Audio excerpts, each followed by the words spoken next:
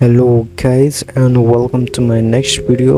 आज म तपाईहरुलाई अटोमोबाइलमा प्रयोग हुने इलेक्ट्रिसिटी कहाँबाट जेनेरेट गरिन्छ अर्थात अटोमोबाइलहरुमा युज गरिने ब्याट्रीलाई चाहिँ के को माध्यमद्वारा रिचार्ज गर्ने गरिन्छ सोको बारेमा जानकारी गराउन गइरहेको छु. So without delay let's begin the video.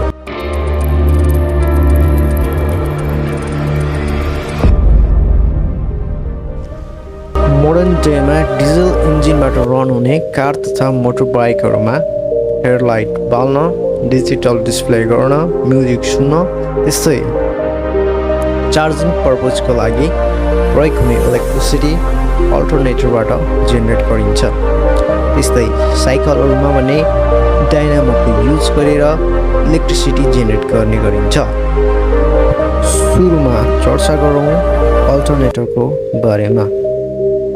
Alternator, starter, rotator, rectifier, voltage regulator जस्ता मेन कम्पोनेन्टहरु मिलेर बनेको हुन्छ, जसको इन्टरनल स्ट्रक्चर यस पिक्चरमा देखाए जस्तो हुने गर्दछ. नम्बर 3 मा देखाइएको रोटर हो. रोटरमा ब्याट्रीबाट करेन्ट सप्लाई गर्ने गरिन्छ, जसले गर्दा रोटरले एउटा इलेक्ट्रोम्याग्नेटको रूपमा काम गर्दछ. रोटरलाई घिर्नीको माध्यमद्वारा मेन इन्जिनसँग कनेक्ट गरिन्छ, जहाँ पिस्टनको अपवर्ड र डाउनवर्ड मुभमेन्टलाई एउटा रोटेशनल मोसनमा चेन्ज गर्ने गरिन्छ.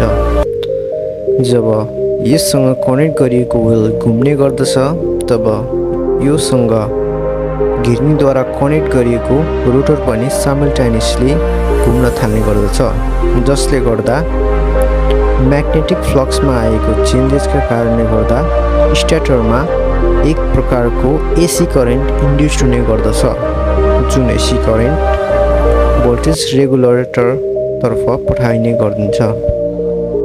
भोल्टेज रेगुलेटरले एउटा कन्स्ट्यान्ट भोल्टेज जेनेरेट गर्ने गर्दछ र यसरी जेनेरेट भएको कन्स्ट्यान्ट भोल्टेज अब रेक्टिफायरमा पठाउने गरिन्छ, जहाँ एसी करेन्ट डीसी करेन्टमा चेन्ज हुन्छ र यसरी चेन्ज भएको डीसी करेन्ट ब्याट्रीतर्फ पठाइने गरिन्छ.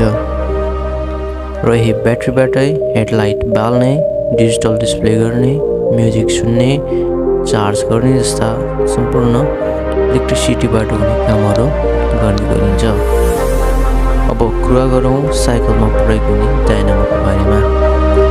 डायनामोको इन्टरनल स्ट्रक्चर यस प्रकारको हुने गर्दछ, जसमा बीचमा म्याग्नेट राखिएको हुन्छ भने वरिपरि एक प्रकारको कोइलले घेरिएको हुन्छ.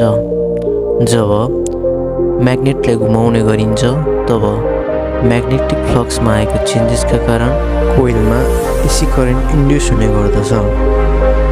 यसलाई घुमाउन भने जुन यो पिक्चरमा देखिएको भागलाई टायरसँग यसरी कनेक्ट गरिएको हुन्छ. जब टायर घुम्छ टायर सँगसँगै डायनामो पनि घुम्ने गर्दछ. आजलाई यति नै. च्यानललाई लाइक, सब्स्क्राइब र सेयर गर्न नभुल्नुहोला. Have a nice day. Goodbye.